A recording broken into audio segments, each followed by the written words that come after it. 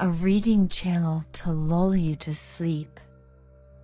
This channel invites you to sleep with stories from around the world to help you fall asleep before bedtime.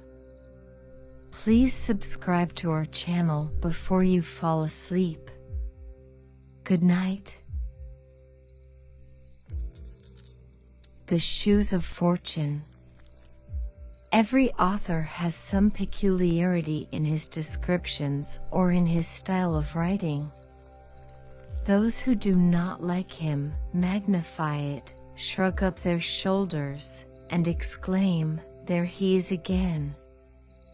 I, for my part, know very well how I can bring about this movement and this exclamation. It would happen immediately if I were to begin here, as I intended to do, with "Rome has its Corso, Naples its Toledo, ah! That Andersen, there he is again," they would cry, yet I must, to please my fancy, continue quite quietly, and add, "But Copenhagen has its East Street." Here, then, we will stay for the present. In one of the houses not far from the New Market a party was invited, a very large party, in order, as is often the case, to get a return invitation from the others. One half of the company was already seated at the card table, the other half awaited the result of the stereotype preliminary observation of the lady of the house. "Now let us see what we can do to amuse ourselves." They had got just so far, and the conversation began to crystallize, as it could but do with the scanty stream which the commonplace world supplied. Amongst other things they spoke of the Middle Ages. Some praised that period as far more interesting, far more poetical than our own too sober present. Indeed, Councillor Knapp defended this opinion so warmly that the hostess declared immediately on his side, and both exerted themselves with unwearied eloquence. The councillor boldly declared the time of King Hans to be the noblest and the most happy period, asterisk AD 1482 to 1513. While the conversation turned on this subject, and was only for a moment interrupted by the arrival of a journal that contained nothing worth reading, we will just step out into the antechamber, where cloaks, mackintoshes, sticks, umbrellas, and shoes were deposited. Here sat two female figures, a young and an old one.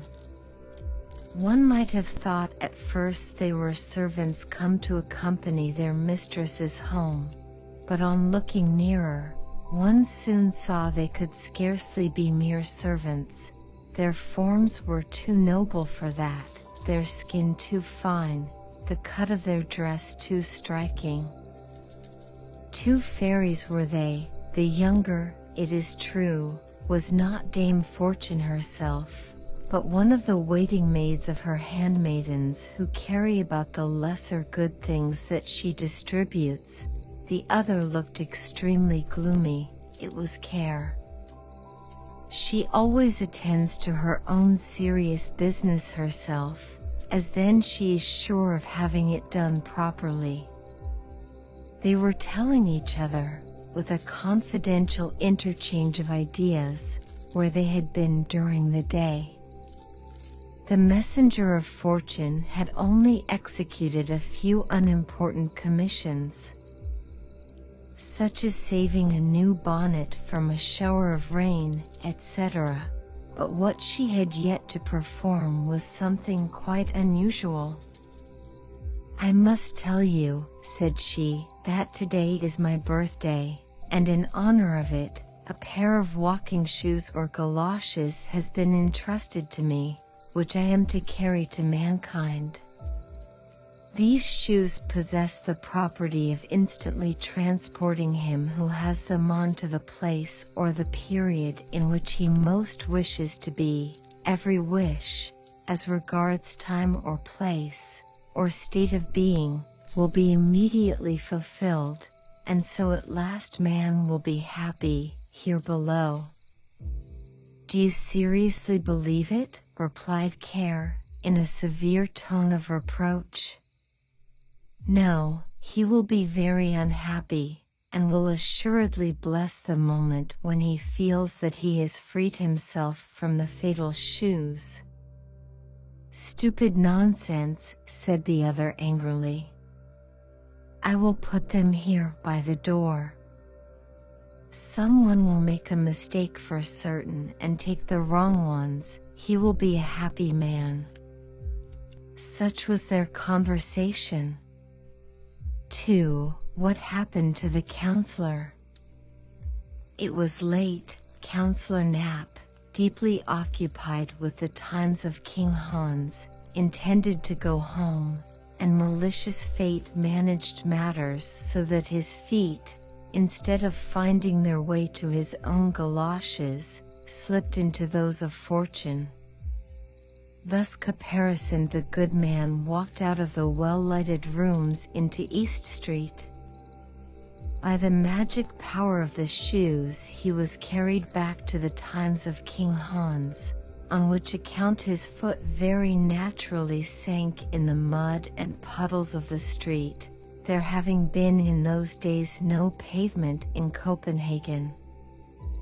Well, this is too bad. How dirty it is here, sighed the counselor.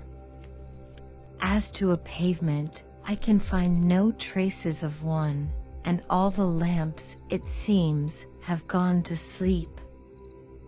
The moon was not yet very high. It was besides rather foggy, so that in the darkness all objects seemed mingled in chaotic confusion. At the next corner hung a votive lamp before a Madonna, but the light it gave was little better than none at all. Indeed, he did not observe it before he was exactly under it, and his eyes fell upon the bright colors of the pictures which represented the well-known group of the Virgin and the infant Jesus. That is probably a waxwork show, thought he, and the people delay taking down their sign in hopes of a late visitor or two. A few persons in the costume of the time of King Hans passed quickly by him. How strange they look! The good folks come probably from a masquerade. Suddenly was heard the sound of drums and fifes. The bright blaze of a fire shot up from time to time, and its ruddy gleams seemed to contend with the bluish light of the torches. The counselor stood still, and watched a most strange procession pass by. First came a dozen drummers, who understood pretty well how to handle their instruments.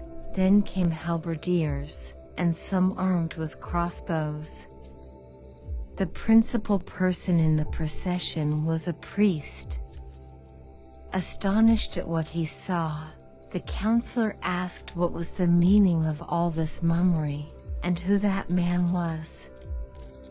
That's the Bishop of Zealand, was the answer. Good heavens! What has taken possession of the bishop? Sighed the counselor, shaking his head. It certainly could not be the bishop, even though he was considered the most absent man in the whole kingdom, and people told the drollest anecdotes about him. Reflecting on the matter, and without looking right or left, the counselor went through East Street and across the Haberplatz. The bridge leading to Palace Square was not to be found. Scarcely trusting his senses, the nocturnal wanderer discovered a shallow piece of water. and here fell in with two men who very comfortably were rocking to and fro in a boat. "Does your honor want to cross the ferry to the home?" asked they. "Across to the home," said the counselor, who knew nothing of the age in which he at that moment was. "No, I am going to Christianshafen, to Little Market Street." Both men stared at him in astonishment. "Only just tell me where the bridge is," said he. "It is really unpardonable that there are no lamps here, and it is as dirty as if one had to wade through a morass." The longer he spoke with the boatmen, the more unintelligible did their language become to him. "I don't understand your Bornholmish dialect," said he at last, angrily, and turning his back upon them. He was unable to find the bridge. There was no railway either. "It is really disgraceful what a state this place is in," muttered he to himself. Never had his age, with which, however, he was always grumbling, seemed so miserable as on this evening. "I'll take a hackney coach," thought he. But where were the hackney coaches? Not one was to be seen. "I must go back to the New Market. There, it is to be hoped, I shall find some coaches, for if I don't, I shall never get safe to Christianshafen." So off he went in the direction of East Street, and had nearly got to the end of it when the moon shone forth. "God bless me! What wooden scaffolding is that which they have set up there?" cried he involuntarily, as he looked at East Gate, which, in those days, was at the end of East Street. He found, however, a little side door open, and through this he went, and stepped into our New Market of the present time.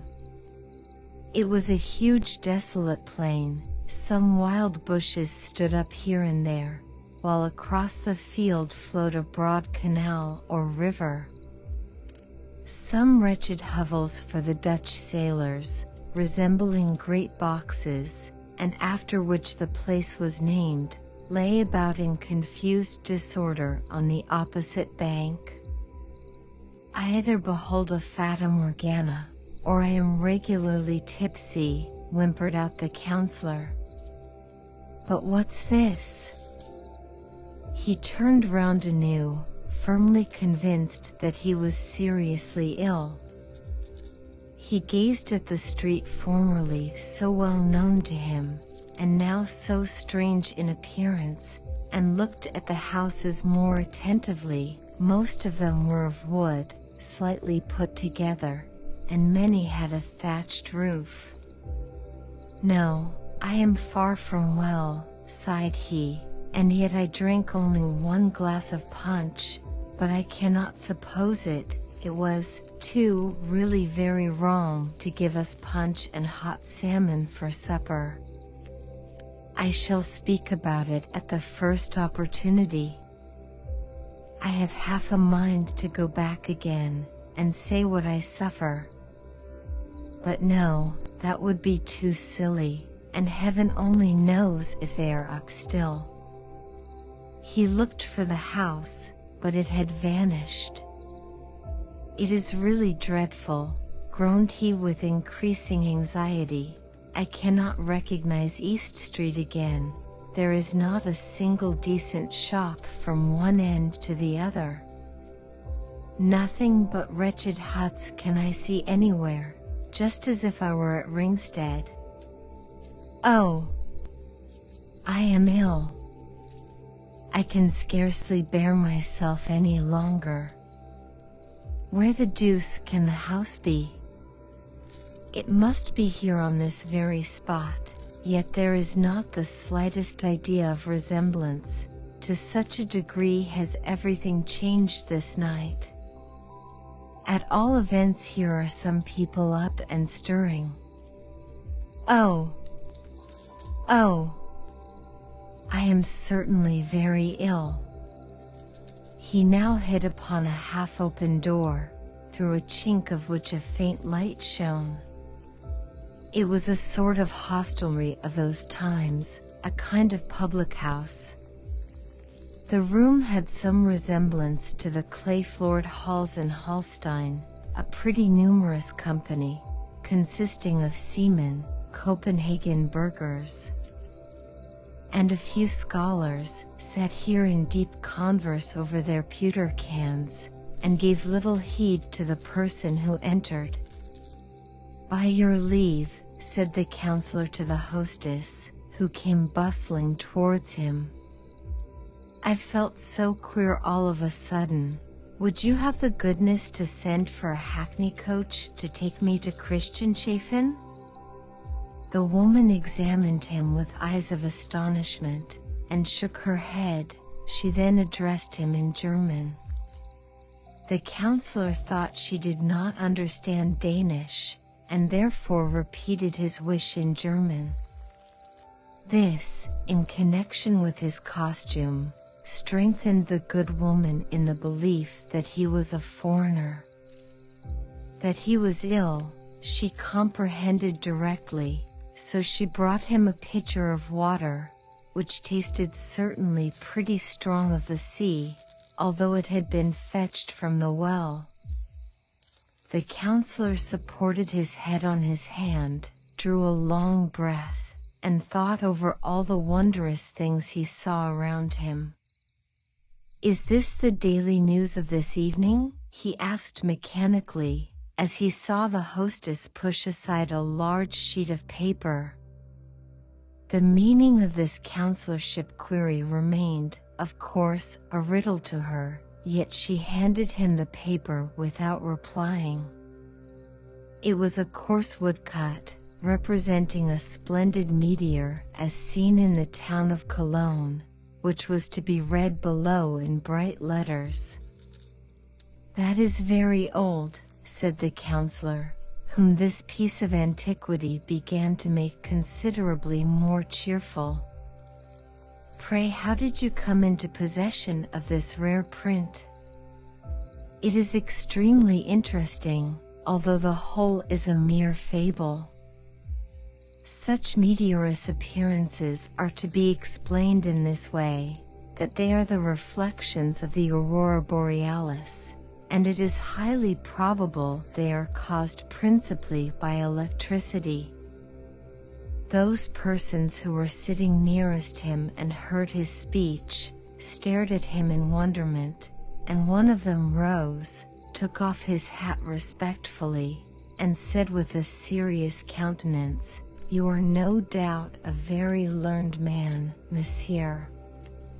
"Oh no," answered the counselor, "I can only join in conversation on this topic and on that, as indeed one must do according to the demands of the world at present." "Modestia is a fine virtue," continued the gentleman. "However, as to your speech, I must say mihi secus videtur, yet I am willing to suspend my judicium." "May I ask with whom I have the pleasure of speaking?" asked the counselor. "I am a bachelor in theologia," answered the gentleman with a stiff reverence. This reply fully satisfied the counselor. The title suited the dress. "He is certainly," thought he, "some village schoolmaster, some queer old fellow, such as one still often meets with in Jutland. This is no locus docendi, it is true," began the clerical gentleman, "yet I beg you earnestly to let us profit by your learning. Your reading in the ancients is, sine dubio, of vast extent?" "Oh yes, I've read something, to be sure," replied the counselor. "I like reading all useful works, but I do not on that account despise the modern ones. 'Tis only the unfortunate tales of everyday life that I cannot bear." We have enough and more than enough such in reality. Tales of everyday life, said our bachelor inquiringly. I mean those newfangled novels, twisting and writhing themselves in the dust of commonplace, which also expect to find a reading public.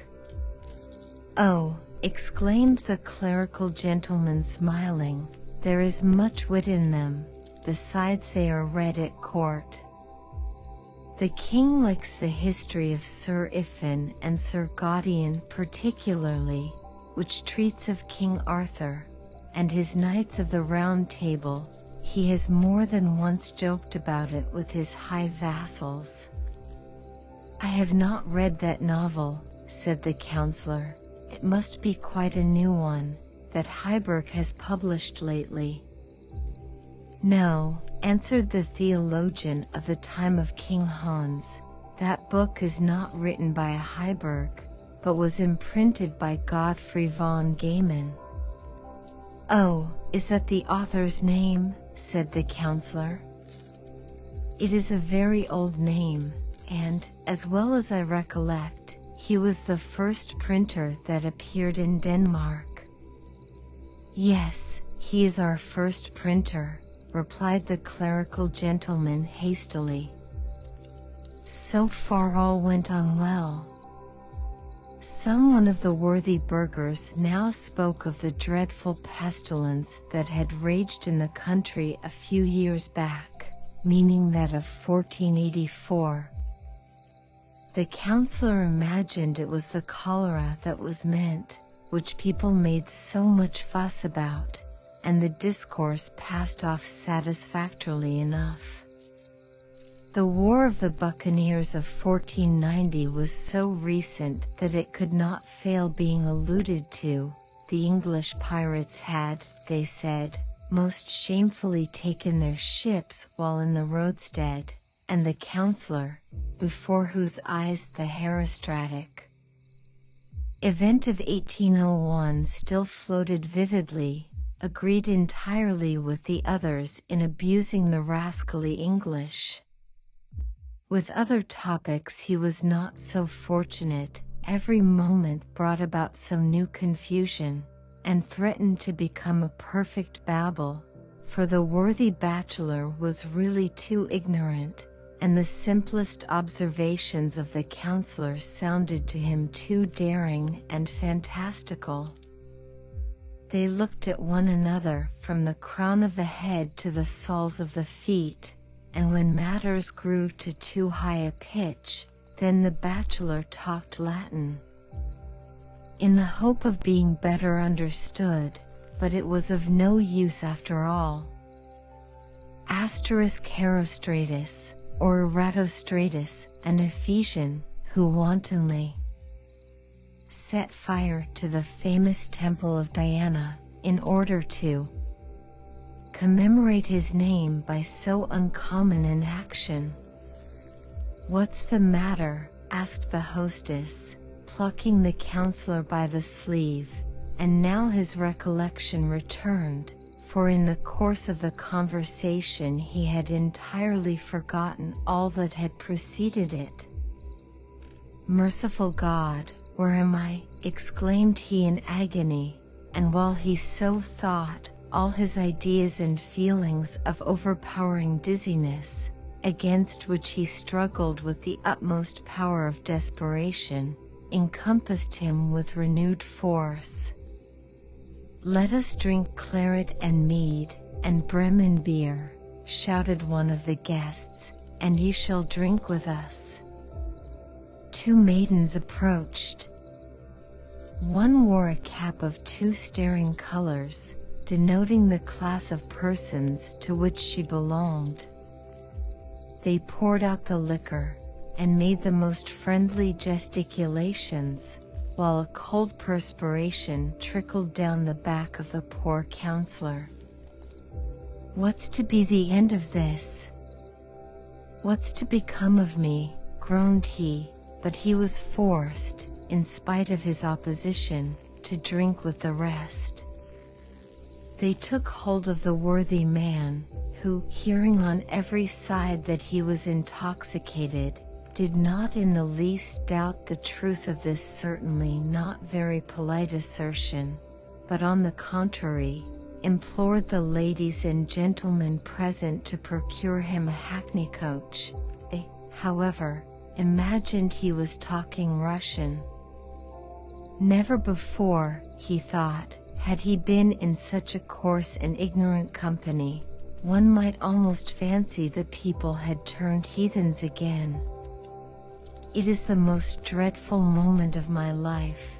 The whole world is leagued against me.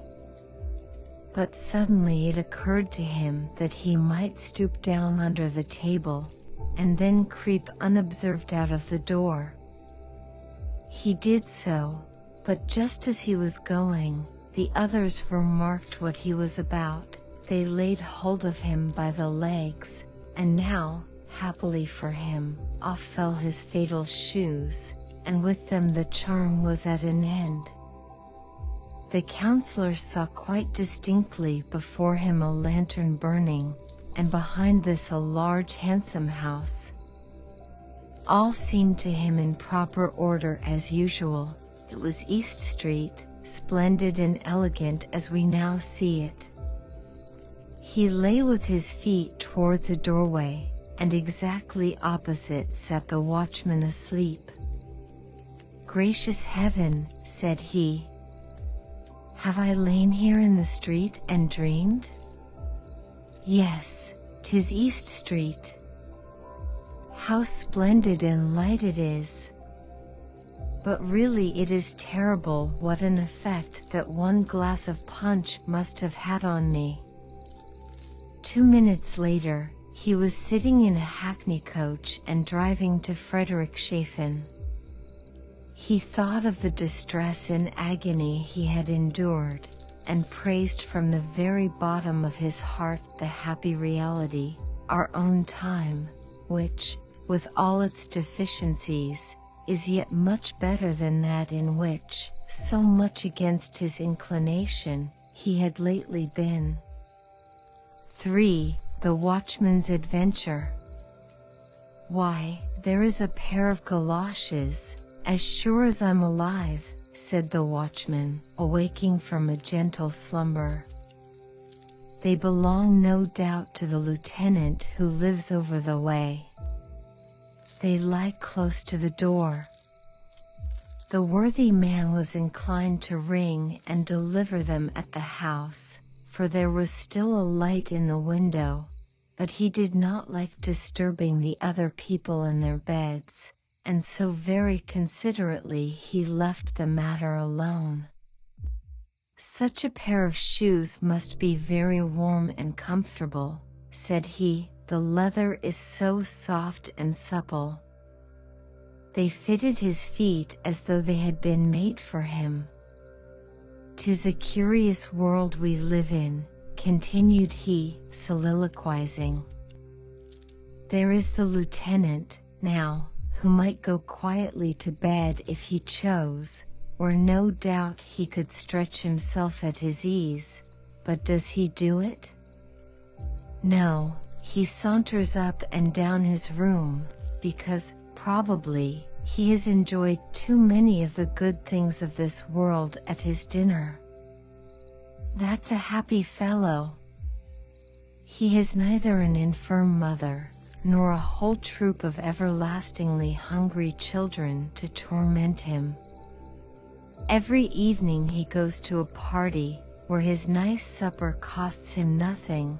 Would to heaven I could but change with him. How happy should I be!" While expressing his wish, the charm of the shoes, which he had put on, began to work.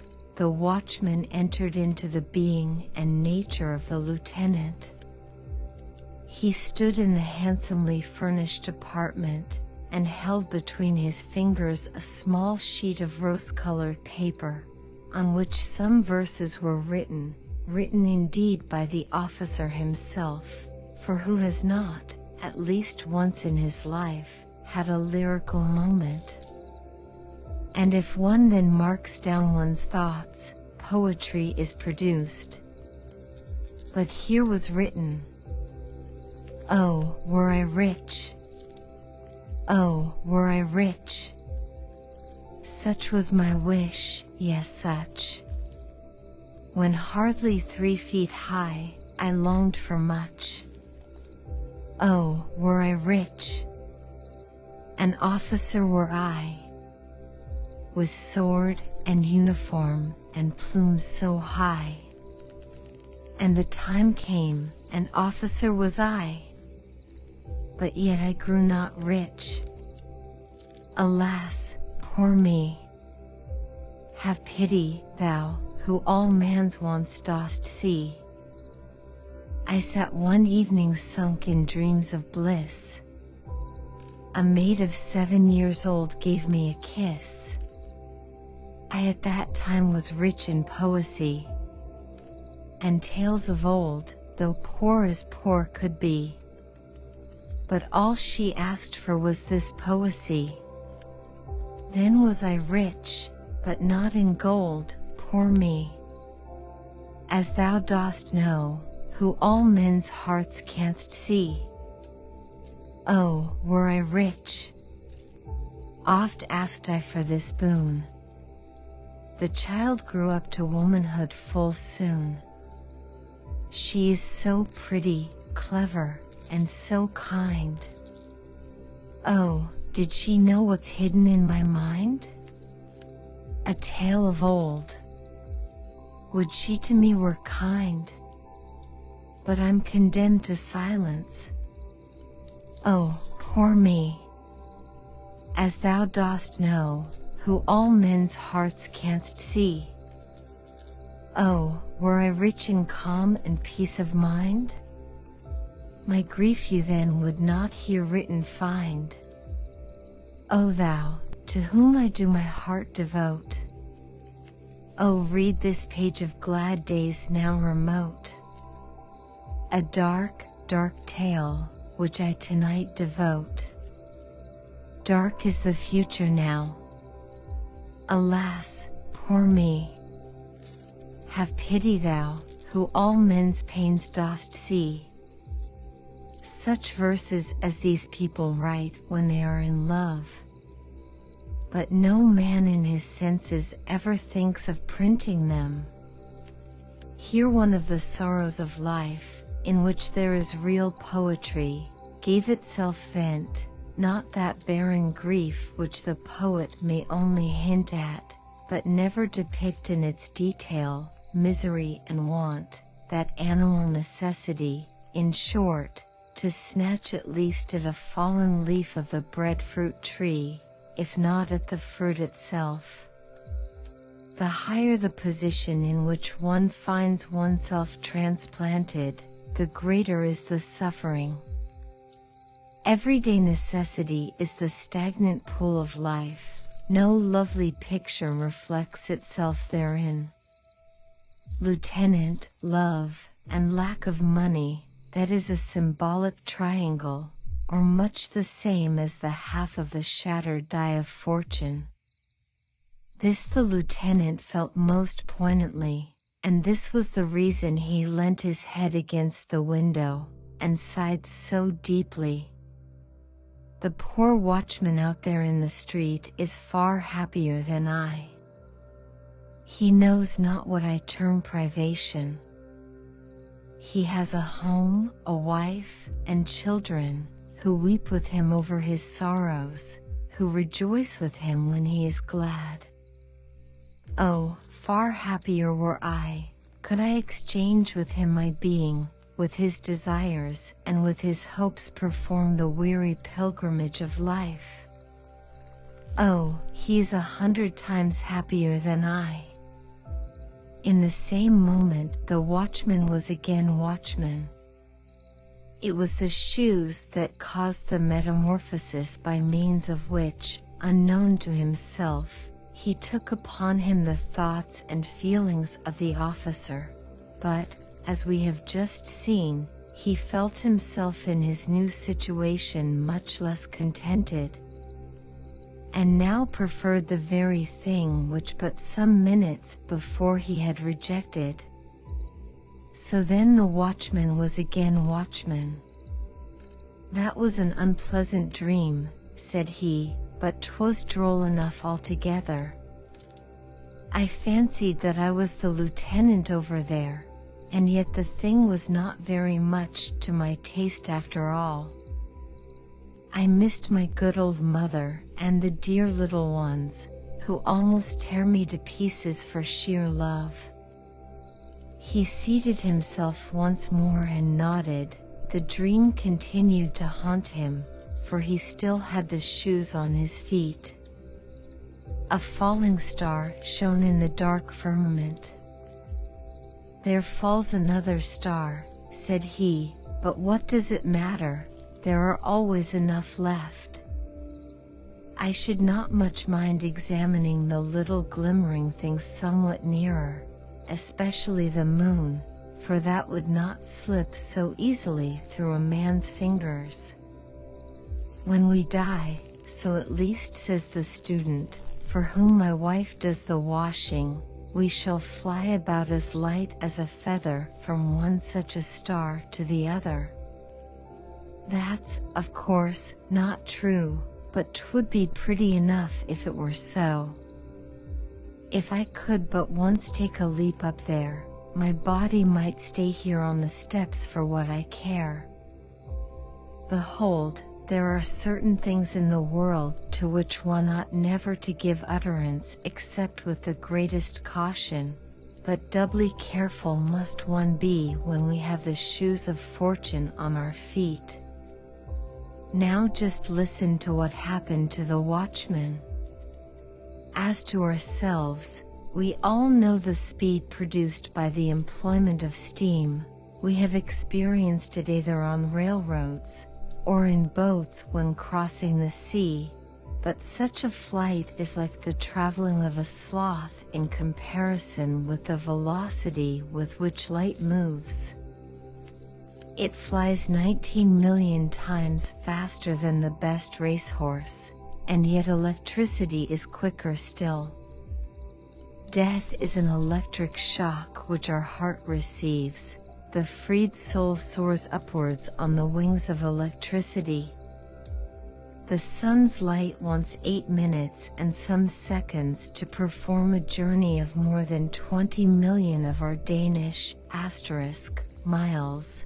Borne by electricity, the soul wants even some minutes less to accomplish the same flight. To it the space between the heavenly bodies is not greater than the distance between the homes of our friends in town is for us, even if they live a short way from each other.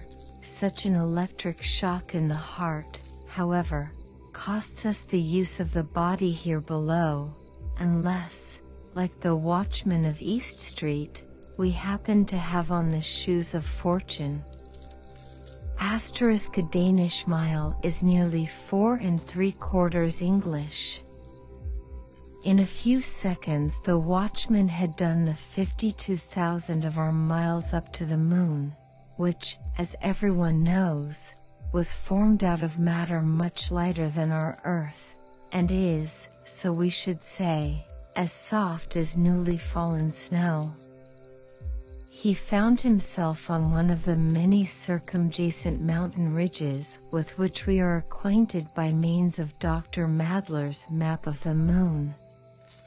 Within, down it sunk perpendicularly into a cauldron, about a Danish mile in depth, while below lay a town, whose appearance we can, in some measure, realize to ourselves by beating the white of an egg in a glass of water. The matter of which it was built was just as soft, and formed similar towers, and domes, and pillars, transparent and rocking in the thin air, while above his head our earth was rolling like a large fiery ball. He perceived immediately a quantity of beings who were certainly what we call men, yet they looked different to us. A far more correct imagination than that of the pseudo-Herschel asterisk had created them, and if they had been placed in rank and file, and copied by some skillful painter's hand, one would, without doubt, have exclaimed involuntarily, "What a beautiful arabesque!" This relates to a book published some years ago in Germany, and said to be by Herschel, which contained a description of the moon and its inhabitants, written with such a semblance of truth that many were deceived by the imposture. Probably a translation of the celebrated moon hoax, written by Richard A. Locke, and originally published in New York. They had a language too, but surely nobody can expect that the soul of the watchman should understand it. Be that as it may, it did comprehend it, for in our souls there germinate far greater powers than we poor mortals, despite all our cleverness, have any notion of. Does she not show us, she the queen in the land of enchantment, her astounding dramatic talent in all our dreams? There every acquaintance appears and speaks upon the stage, so entirely in character, and with the same tone of voice, that none of us, when awake, were able to imitate it. How well can she recall persons to our mind, of whom we have not thought for years, when suddenly they step forth every inch a man, resembling the real personages, even to the finest features, and become the heroes or heroines of our world of dreams. In reality, such remembrances are rather unpleasant. Every sin, every evil thought, may, like a clock with alarm or chimes, be repeated at pleasure. Then the question is if we can trust ourselves to give an account of every unbecoming word in our heart and on our lips. The watchman's spirit understood the language of the inhabitants of the moon pretty well.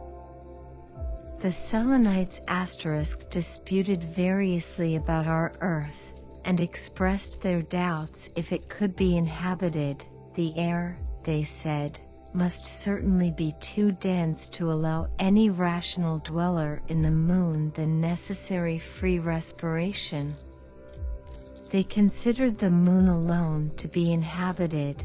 They imagined it was the real heart of the universe or planetary system, on which the genuine cosmopolites, or citizens of the world, dwelt.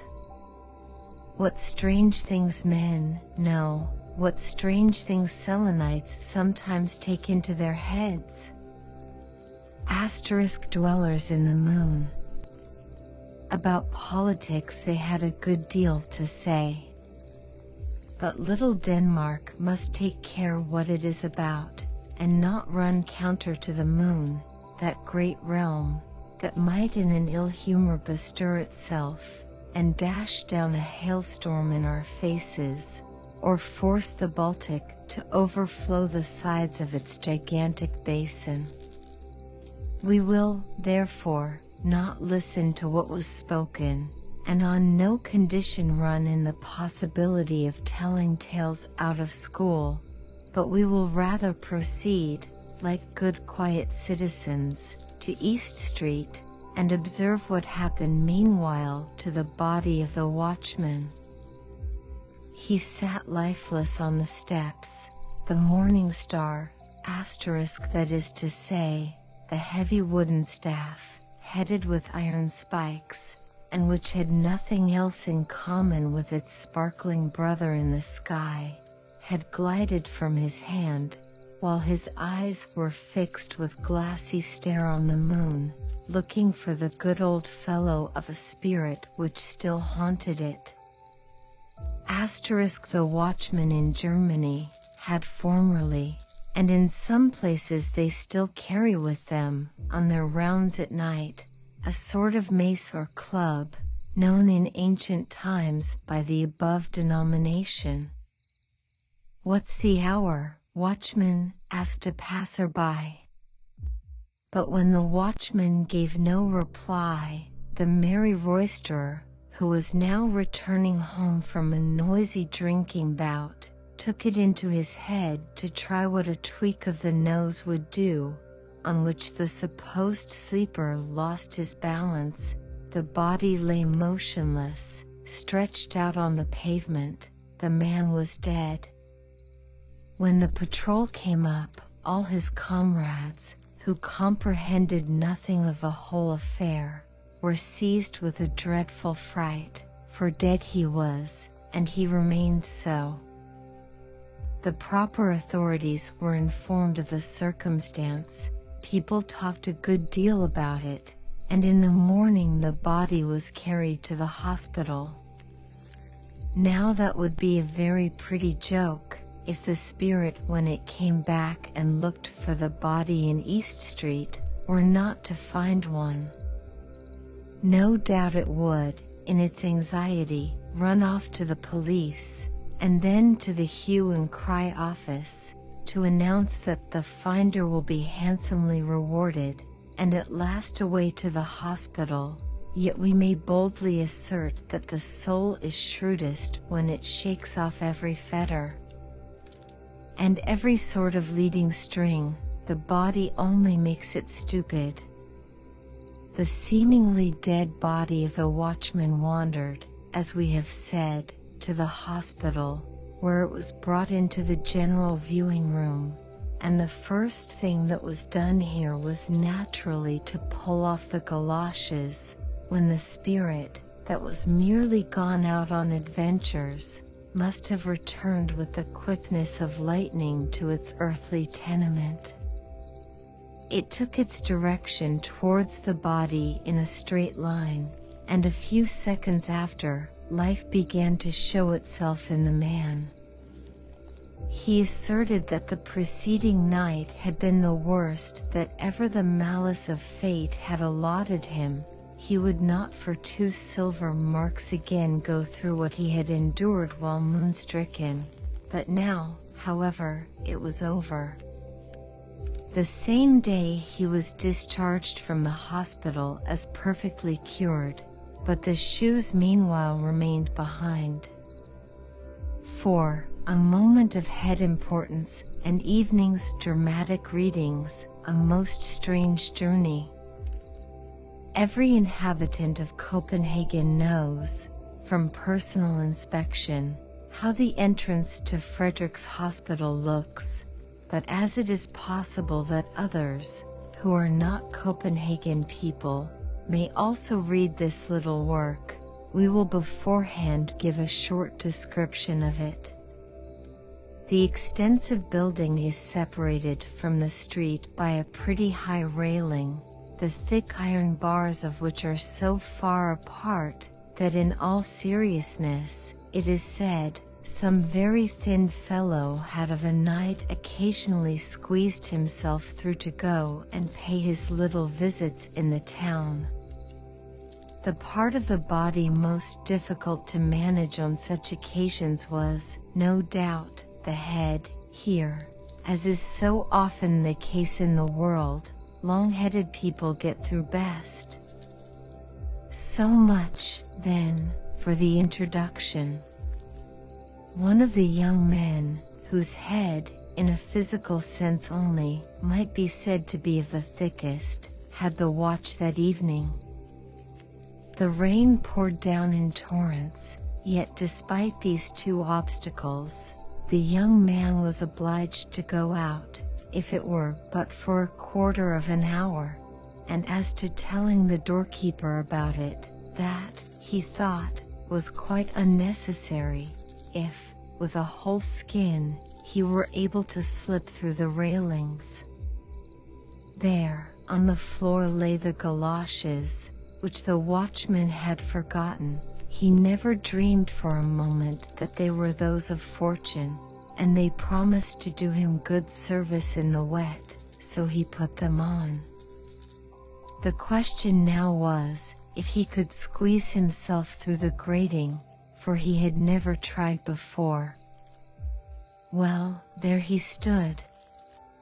"Would to heaven I had got my head through," said he, involuntarily, and instantly through it slipped easily and without pain, notwithstanding it was pretty large and thick. But now the rest of the body was to be got through. "Ah! I am much too stout," groaned he aloud, while fixed as in a vice. "I had thought the head was the most difficult part of the matter. Oh! I really cannot squeeze myself through." He now wanted to pull his over-hasty head back again, but he could not. For his neck there was room enough, but for nothing more. His first feeling was of anger, his next that his temper fell to zero. The shoes of fortune had placed him in the most dreadful situation, and, unfortunately, it never occurred to him to wish himself free. The pitch-black clouds poured down their contents in still heavier torrents. Not a creature was to be seen in the streets. To reach up to the bell was what he did not like. To cry aloud for help would have availed him little. Besides, how ashamed would he have been to be found caught in a trap, like an outwitted fox? How was he to twist himself through? He saw clearly that it was his irrevocable destiny to remain a prisoner till dawn, or, perhaps, even late in the morning. Then the smith must be fetched to file away the bars. But all that would not be done so quickly as he could think about it.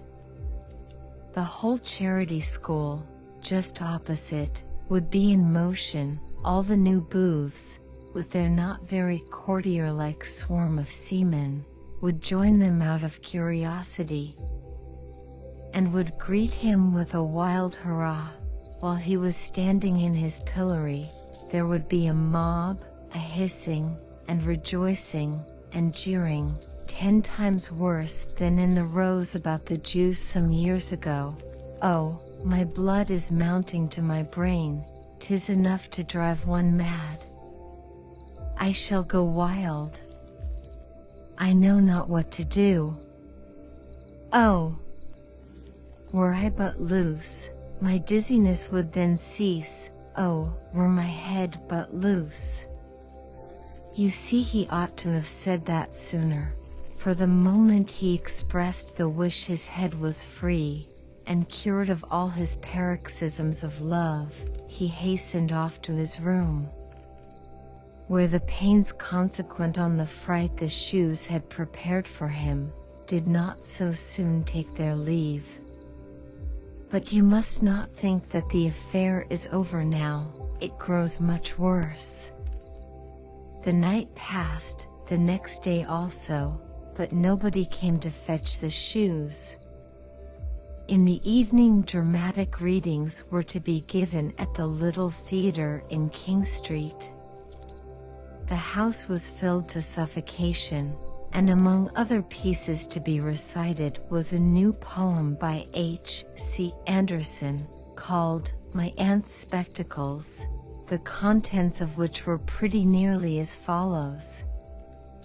A certain person had an aunt, who boasted of particular skill in fortune-telling with cards, and who was constantly being stormed by persons that wanted to have a peep into futurity. But she was full of mystery about her art, in which a certain pair of magic spectacles did her essential service. Her nephew, a merry boy, who was his aunt's darling, begged so long for these spectacles, that, at last, she lent him the treasure, after having informed him, with many exhortations, that in order to execute the interesting trick, He need only repair to some place where a great many persons were assembled, and then, from a higher position, whence he could overlook the crowd, pass the company in review before him through his spectacles. Immediately the inner man of each individual would be displayed before him, like a game of cards, in which he unerringly might read what the future of every person presented was to be. Well pleased, the little magician hastened away to prove the powers of the spectacles in the theater, no place seeming to him more fitted for such a trial. He begged permission of the worthy audience, and set his spectacles on his nose. A motley phantasmagoria presents itself before him, which he describes in a few satirical touches, yet without expressing his opinion openly. He tells the people enough to set them all thinking and guessing, but in order to hurt nobody, he wraps his witty oracular judgments in a transparent veil, or rather in a lurid thundercloud, shooting forth bright sparks of wit, that they may fall in the powder magazine of the expectant audience. The humorous poem was admirably recited, and the speaker much applauded. Among the audience was the young man of the hospital, who seemed to have forgotten his adventure of the preceding night.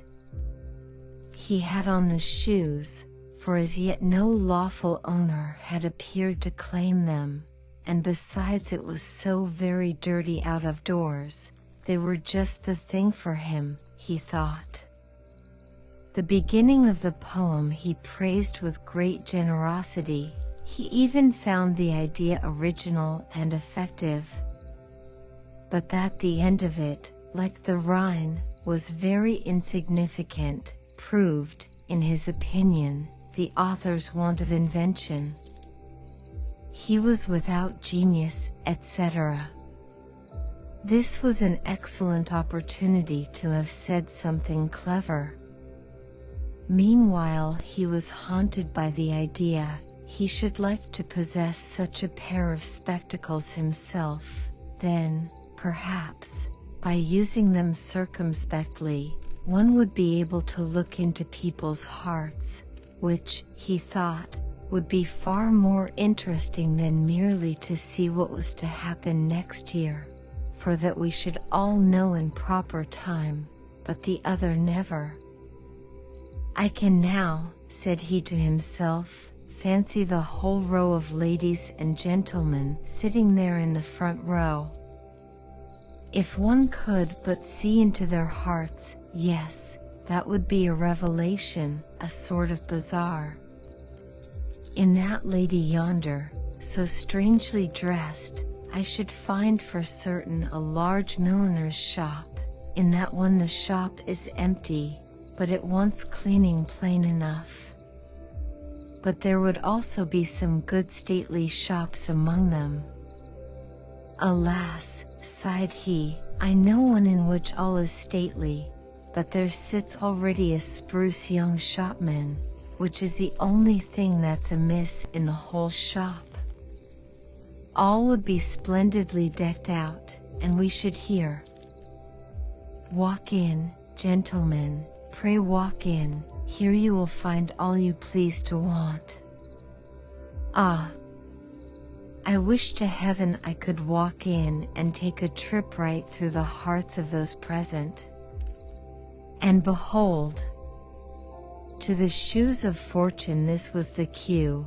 The whole man shrunk together, and a most uncommon journey through the hearts of the front row of spectators now began. The first heart through which he came was that of a middle-aged lady, but he instantly fancied himself in the room of the institution for the cure of the crooked and deformed, where casts of misshapen limbs are displayed in naked reality on the wall. Yet there was this difference, In the institution, the casts were taken at the entry of the patient, but here they were retained and guarded in the heart while the sound persons went away. They were, namely, casts of female friends, whose bodily or mental deformities were here most faithfully preserved. With the snake-like writhings of an idea, he glided into another female heart, but this seemed to him like a large holy fane. The white dove of innocence fluttered over the altar. How gladly would he have sunk upon his knees, but he must away to the next heart, yet he still heard the pealing tones of the organ, and he himself seemed to have become a newer and a better man. He felt unworthy to tread the neighboring sanctuary which a poor garret, with a sick bedridden mother, revealed. But God's warm sun streamed through the open window, lovely roses nodded from the wooden flower boxes on the roof, and 2 sky-blue birds sang rejoicingly, while the sick mother implored God's richest blessings on her pious daughter. He now crept on hands and feet through a butcher's shop, at least on every side, and above and below, there was naught but flesh. It was the heart of a most respectable rich man, whose name is certain to be found in the directory. He was now in the heart of the wife of this worthy gentleman. It was an old, dilapidated, mouldering dovecot. The husband's portrait was used as a weathercock, which was connected in some way or other with the doors, and so they opened and shut of their own accord, whenever the stern old husband turned round. Hereupon he wandered into a boudoir formed entirely of mirrors, like the one in Castle Rosenberg, but here the glass is magnified to an astonishing degree. On the floor, in the middle of the room, sat, like a Dalai Lama, the insignificant self of the person, quite confounded at his own greatness. He then imagined he had got into a needle case full of pointed needles of every size. This is certainly the heart of an old maid, thought he. But he was mistaken. It was the heart of a young military man, a man, as people said, of talent and feeling. In the greatest perplexity, he now came out of the last heart in the row. He was unable to put his thoughts in order, and fancied that his too lively imagination had run away with him. Good heavens, sighed he, I have surely a disposition to madness. 'Tis dreadfully hot here. My blood boils in my veins and my head is burning like a coal. And he now remembered the important event of the evening before, how his head had got jammed in between the iron railings of a hospital. That's what it is, no doubt, said he. I must do something in time. Under such circumstances a Russian bath might do me good. I only wish I were already on the upper bank. Asterisk in these Russian vapor baths the person extends himself on a bank or form, and as he gets accustomed to the heat, moves to another higher up towards the ceiling, where, of course, the vapor is warmest. In this manner he ascends gradually to the highest, and so there he lay on the uppermost bank in the vapor bath, but with all his clothes on, in his boots and galoshes, while the hot drops fell scalding from the ceiling on his face. Halloa, cried he, leaping down. The bathing attendant, on his side, uttered a loud cry of astonishment when he beheld in the bath a man completely dressed. The other, however, retained sufficient presence of mind to whisper to him, "'Tis a bet, and I have won it." But the first thing he did as soon as he got home was to have a large blister put on his chest and back to draw out his madness. The next morning he had a sore chest and a bleeding back, and, excepting the fright, that was all that he had gained by the shoes of fortune. The metamorphosis of the copying clerk. The watchman, whom we have certainly not forgotten, thought meanwhile of the galoshes he had found and taken with him to the hospital. He now went to fetch them, and as neither the lieutenant nor anybody else in the street claimed them as his property, they were delivered over to the police office, **. As on the continent, in all law and police practices nothing is verbal, but any circumstance, however trifling, is reduced to writing. The labor, as well as the number of papers that thus accumulate, is enormous. In a police office, consequently, we find copying clerks among many other scribes of various denominations, of which, it seems, our hero was one. "Why, I declare the shoes look just like my own," said one of the clerks, eyeing the newly found treasure, whose hidden powers even he, sharp as he was not able to discover. "One must have more than the eye of a shoemaker to know one pair from the other," said he, soliloquizing, and putting, at the same time, the galoshes in search of an owner, beside his own in the corner. "Here, sir," said one of the men, who panting brought him a tremendous pile of papers. The copying clerk turned round and spoke a while with the man about the reports and legal documents in question, but when he had finished, and his eye fell again on the shoes, he was unable to say whether those to the left or those to the right belonged to him. "At all events it must be those which are wet," thought he, but this time, in spite of his cleverness, he guessed quite wrong, for it was just those of fortune which played as it were into his hands, or rather on his feet. "And why, I should like to know, are the police never to be wrong?"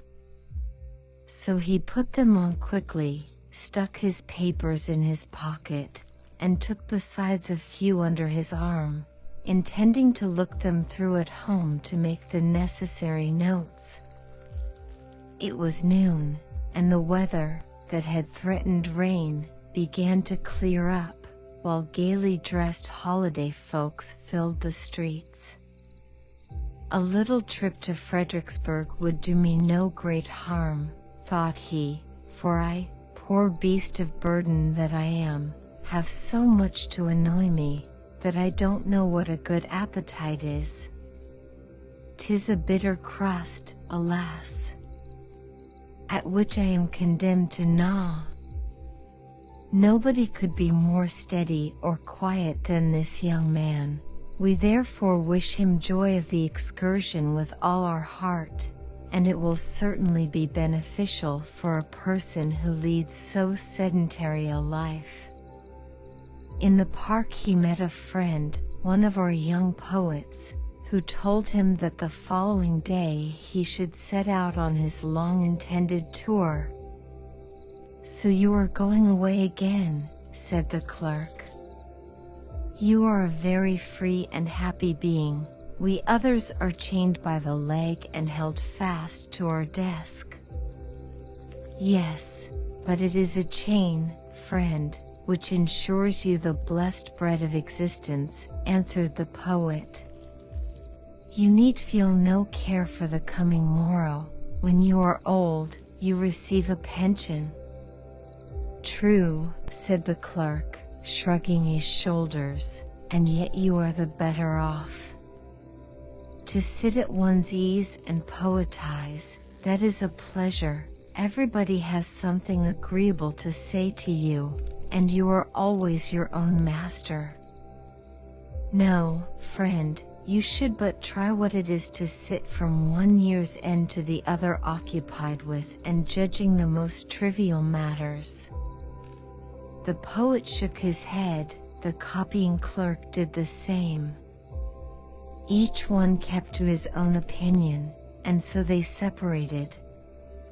"It's a strange race, those poets," said the clerk, who was very fond of soliloquizing. "I should like some day, just for a trial, to take such nature upon me, and be a poet myself. I am very sure I should make no such miserable verses as the others. Today, methinks, is a most delicious day for a poet. Nature seems anew to celebrate her awakening into life.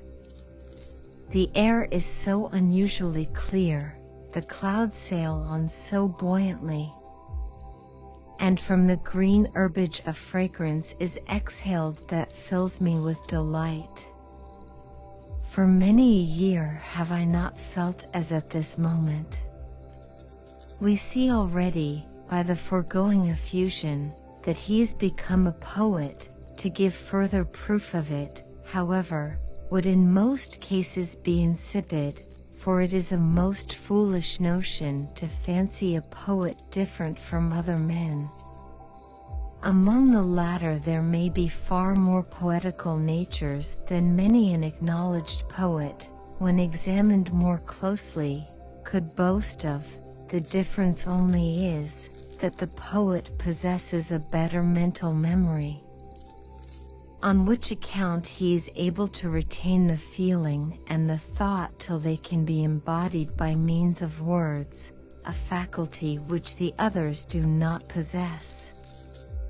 But the transition from a commonplace nature to one that is richly endowed, demands always a more or less breakneck leap over a certain abyss which yawns threateningly below, and thus must the sudden change with the clerk strike the reader.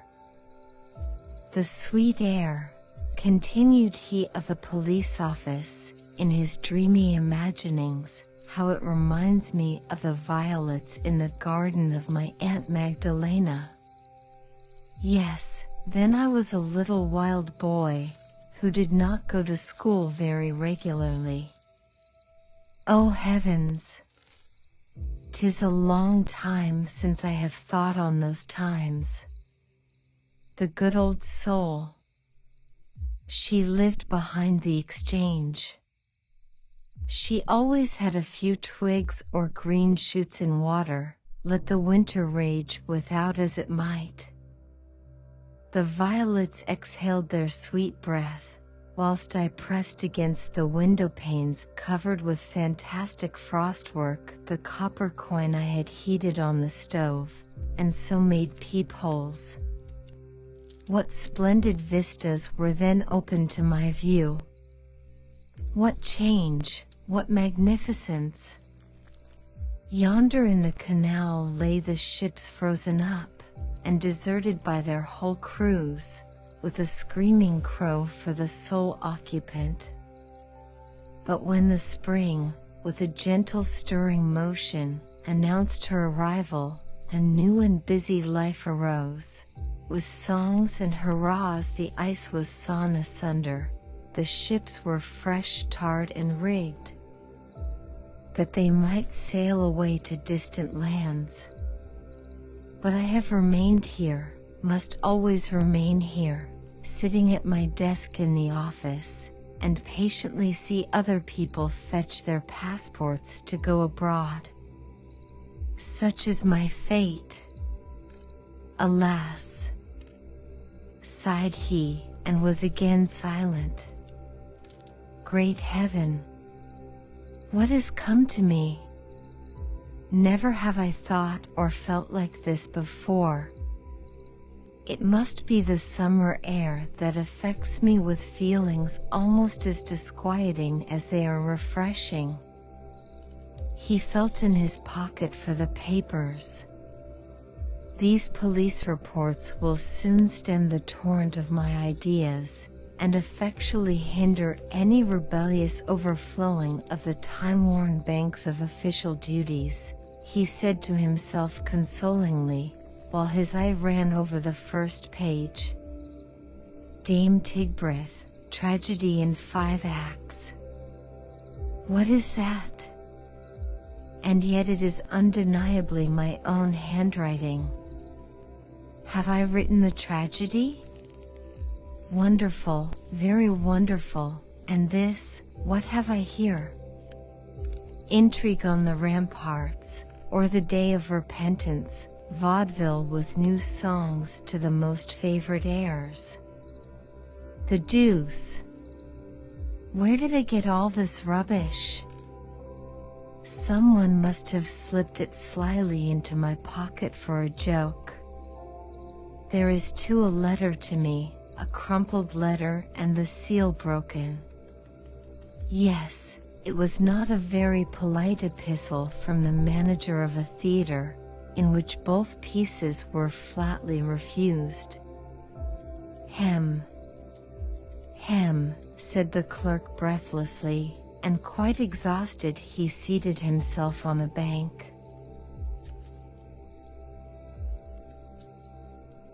His thoughts were so elastic, his heart so tender, and involuntarily he picked one of the nearest flowers.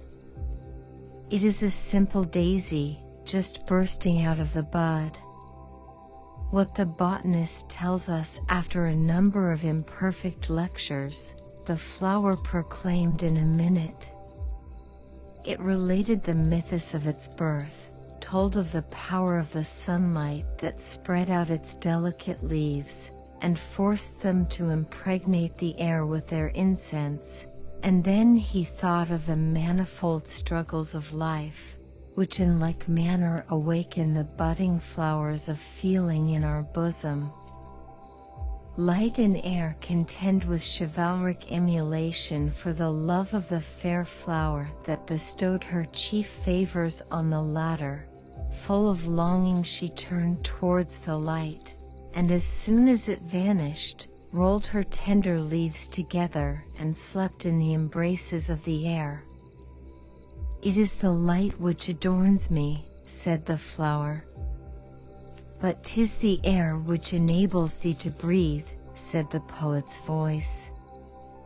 Close by stood a boy who dashed his stick into a wet ditch. The drops of water splashed up to the green leafy roof. And the clerk thought of the million of ephemera which in a single drop were thrown up to a height that was as great doubtless for their size, as for us if we were to be hurled above the clouds. While he thought of this and of the whole metamorphosis he had undergone, he smiled and said, I sleep and dream. But it is wonderful how one can dream so naturally, and know besides so exactly that it is but a dream. If only tomorrow on awaking, I could again call all to mind so vividly. I seem in unusually good spirits, my perception of things is clear. I feel as light and cheerful as though I were in heaven.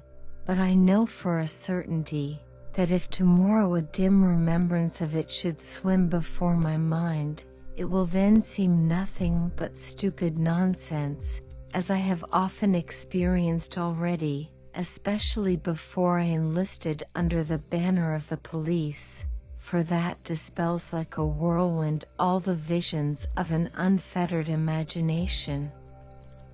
All we hear or say in a dream that is fair and beautiful is like the gold of the subterranean spirits.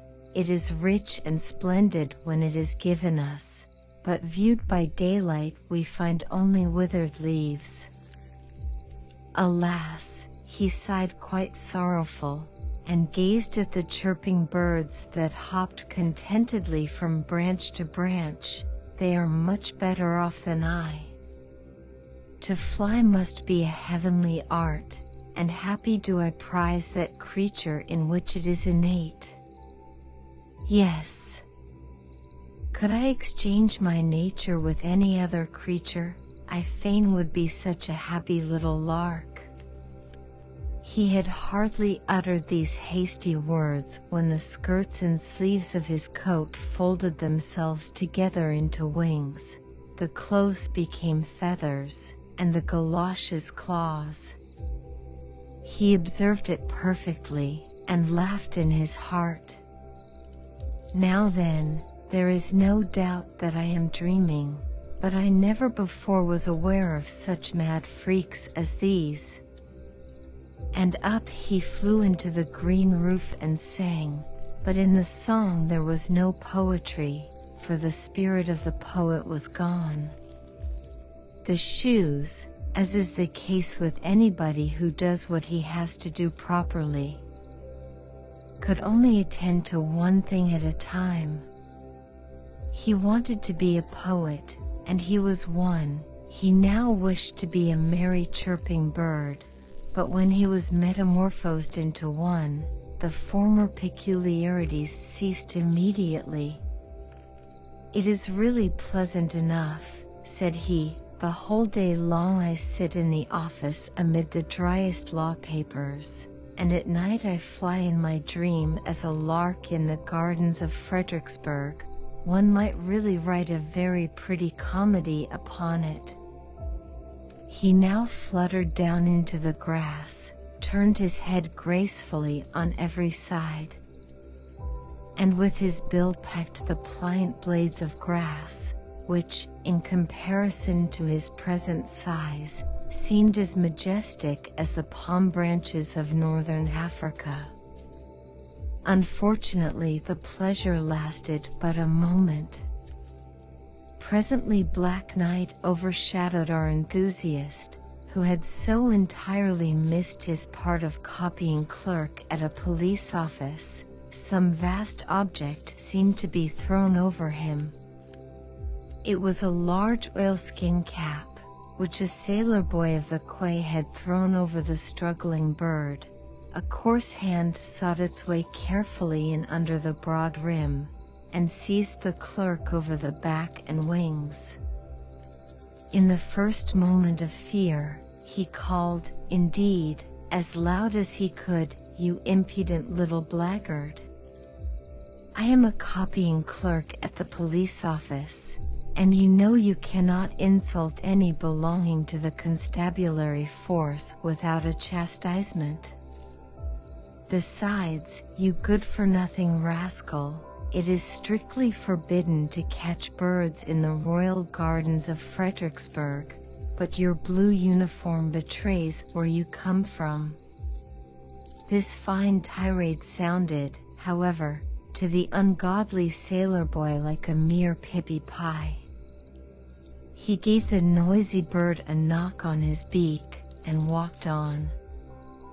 He was soon met by two schoolboys of the upper class, that is to say as individuals, for with regard to learning they were in the lowest class in the school, and they bought the stupid bird.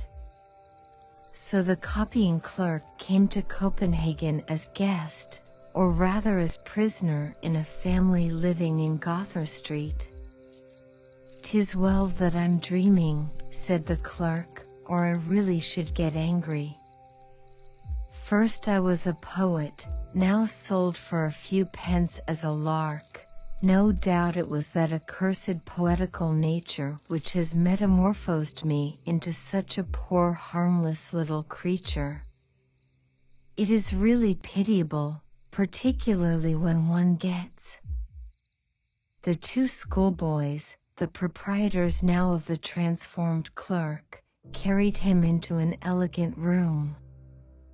A stout stately dame received them with a smile, but she expressed much dissatisfaction that a common field bird, as she called the lark, should appear in such high society. For today, however, she would allow it, and they must shut him in the empty cage that was standing in the window.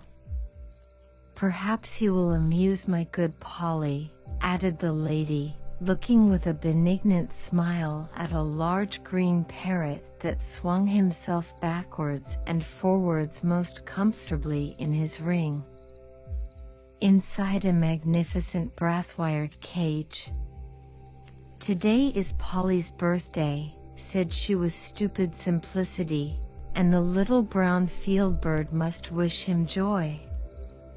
Mr. Polly uttered not a syllable in reply, but swung to and fro with dignified condescension, while a pretty canary, as yellow as gold, that had lately been brought from his sunny fragrant home, began to sing aloud. "Noisy creature! Will you be quiet?" screamed the lady of the house, covering the cage with an embroidered white pocket handkerchief. "Chirp, chirp," sighed he. That was a dreadful snowstorm, and he sighed again, and was silent. The copying clerk, or, as the lady said, the brown field bird, was put into a small cage, close to the canary, and not far from my good Polly. The only human sounds that the parrot could bawl out were, "Come, let us be men." Everything else that he said was as unintelligible to everybody as the chirping of the canary, except to the clerk, who was now a bird too. He understood his companion perfectly. "I flew about beneath the green palms and the blossoming almond trees," sang the canary. "I flew around, with my brothers and sisters, over the beautiful flowers, and over the glassy lakes, where the bright water plants nodded to me from below. There, too, I saw many splendidly dressed paroquets, that told the drollest stories, and the wildest fairy tales without end." "Oh, those were uncouth birds," answered the parrot. "They had no education, and talked of whatever came into their head. If my mistress and all her friends can laugh at what I say, so may you too, I should think. It is a great fault to have no taste for what is witty or amusing. Come, let us be men. Ah, you have no remembrance of love for the charming maidens that danced beneath the outspread tents beside the bright fragrant flowers? Do you no longer remember the sweet fruits and the cooling juice in the wild plants of our never-to-be-forgotten home?" said the former inhabitant of the Canary Isles, continuing his dithyrambic. "Oh, yes," said the parrot, "but I am far better off here. I am well fed, and get friendly treatment. I know I am a clever fellow, and that is all I care about. Come, let us be men. You are of a poetical nature, as it is called. I, on the contrary, possess profound knowledge and inexhaustible wit. You have genius, but clear-sighted, calm discretion does not take such lofty flights, and utter such high natural tones. For this they have covered you over. They never do the like to me, for I cost more. Besides, they are afraid of my beak, and I have always a witty answer at hand. Come, let us be men." "O warm spicy land of my birth," sang the canary bird, "I will sing of thy dark green bowers, of the calm bays where the pendant boughs kiss the surface of the water. I will sing of the rejoicing of all my brothers and sisters where the cactus grows in wanton luxuriance. "Spare us your elegiac tones," said the parrot, giggling. "Rather speak of something at which one may laugh heartily. Laughing is an infallible sign of the highest degree of mental development. Can a dog or a horse laugh? No, but they can cry. The gift of laughing was given to man alone." "Ha! Ha! Ha!" screamed Polly, and added his stereotype witticism. "Come, let us be men." "Poor little Danish graybird," said the canary, "you have been caught too. It is, no doubt, cold enough in your woods, but there at least is the breath of liberty, therefore fly away. In the hurry they have forgotten to shut your cage, and the upper window is open. Fly, my friend, fly away. Farewell." Instinctively the clerk obeyed. With a few strokes of his wings he was out of the cage, but at the same moment the door, which was only ajar, and which led to the next room, began to creak, and supple and creeping came the large tomcat into the room, and began to pursue him. The frightened canary fluttered about in his cage, the parrot flapped his wings, and cried, "Come, let us be men." The clerk felt a mortal fright, and flew through the window, far away over the houses and streets. At last he was forced to rest a little. The neighboring house had a something familiar about it. A window stood open. He flew in. It was his own room. He perched upon the table. "Come, let us be men," said he, involuntarily imitating the chatter of the parrot, and at the same moment he was again a copying clerk, but he was sitting in the middle of the table. "Heaven help me," cried he. "How did I get up here, and so buried in sleep, too? After all, that was a very unpleasant, disagreeable dream that haunted me. The whole story is nothing but silly, stupid nonsense." 6. The best that the galoshes gave. The following day, early in the morning, while the clerk was still in bed, someone knocked at his door. It was his neighbor, a young divine, who lived on the same floor. He walked in. "Lend me your galoshes," said he. "It is so wet in the garden, though the sun is shining most invitingly. I should like to go out a little." He got the galoshes, and he was soon below in a little duodecimo garden, where between two immense walls a plum tree and an apple tree were standing. Even such a little garden as this was considered in the metropolis of Copenhagen as a great luxury. The young man wandered up and down the narrow paths, as well as the prescribed limits would allow. The clock struck 6. Without was heard the horn of a postboy. "To travel! To travel!" exclaimed he, overcome by most painful and passionate remembrances. "That is the happiest thing in the world. That is the highest aim of all my wishes. Then at last would the agonizing restlessness be allayed, which destroys my existence. But it must be far, far away.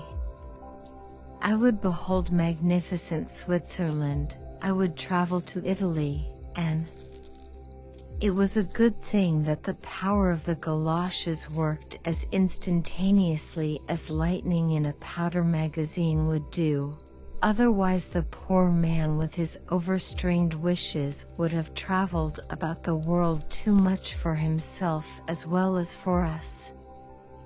In short, he was traveling. He was in the middle of Switzerland, but packed up with 8 other passengers in the inside of an eternally creaking diligence. His head ached till it almost split, his weary neck could hardly bear the heavy load, and his feet, pinched by his torturing boots, were terribly swollen.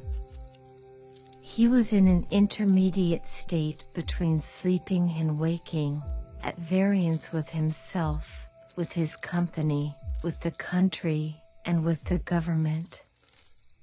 In his right pocket he had his letter of credit, in the left, his passport, and in a small leathern purse some double Louis d'Or, carefully sewn up in the bosom of his waistcoat. Every dream proclaimed that one or the other of these valuables was lost, wherefore he started up as in a fever, and the first movement which his hand made described a magic triangle from the right pocket to the left, and then up towards the bosom, to feel if he had them all safe or not. From the roof inside the carriage, umbrellas, walking sticks, hats, and sundry other articles were depending, and hindered the view, which was particularly imposing. He now endeavored as well as he was able to dispel his gloom, which was caused by outward chance circumstances merely, and on the bosom of nature imbibed the milk of purest human enjoyment. Grand, solemn, and dark was the whole landscape around.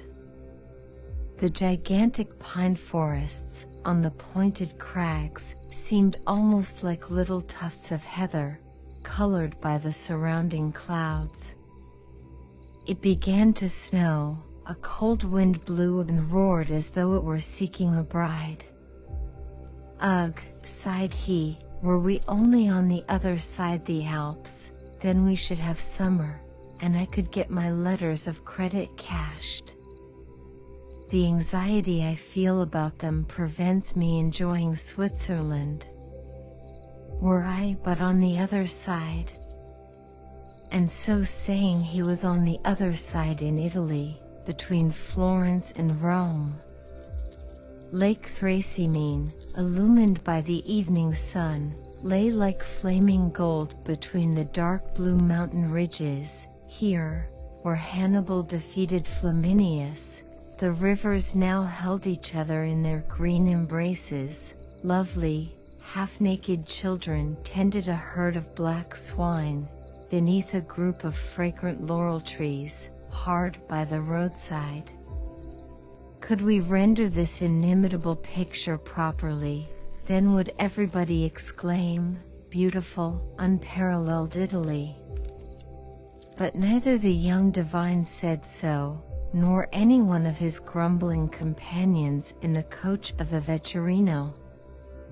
The poisonous flies and gnats swarmed around by thousands. In vain one waved myrtle branches about like mad. The audacious insect population did not cease to sting, nor was there a single person in the well-crammed carriage whose face was not swollen and sore from their ravenous bites.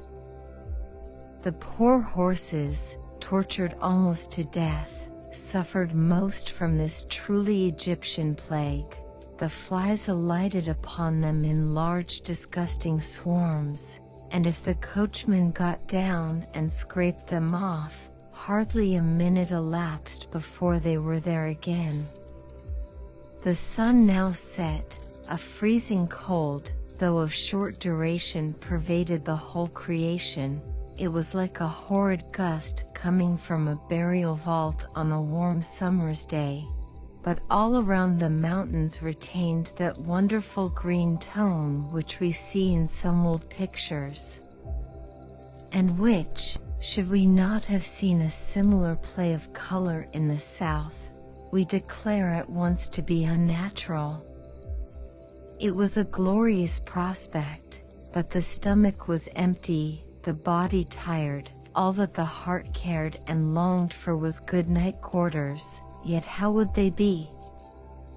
For these one looked much more anxiously than for the charms of nature, which everywhere were so profusely displayed. The road led through an olive grove, and here the solitary inn was situated. 10 or 12 crippled beggars had encamped outside. The healthiest of them resembled, to use an expression of Marriott's, hunger's eldest son when he had come of age. The others were either blind, had withered legs and crept about on their hands, or withered arms and fingerless hands. It was the most wretched misery, dragged from among the filthiest rags.